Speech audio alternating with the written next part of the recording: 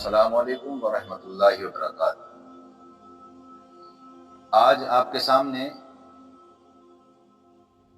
ایک ایسی دعا لے کر آیا ہوں جسے پڑھ کر آپ جو بھی دعا مانگیں گے تو انشاءاللہ قبول ہوگی۔ حدیث پاک کی کتاب سنن ترمذی، اس کے اندر یہ حدیث پاک موجود ہے کہ نبی اکرم صلی اللہ تعالی علیہ وسلم مسجد نبوی کے اندر تشریف لائے تو ایک آدمی کو دیکھا کہ وہ دعا مانگتے ہوئے یہ کلمات پڑھ رہا تھا: اللہم لا الہ الا انت المنان بدیع السماوات والارض ذا الجلال والاکرام۔ تو آپ صلی اللہ تعالی علیہ وسلم نے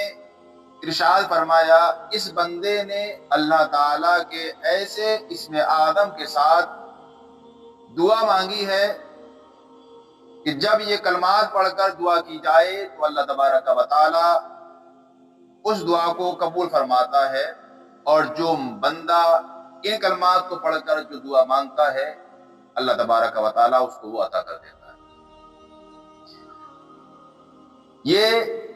دعا کے بارے میں سرکار نے فرمایا کہ یہ اسم اعظم ہے، اور بندے نے اللہ تعالیٰ کے ایسے اسم اعظم کے ساتھ میں دعا مانگی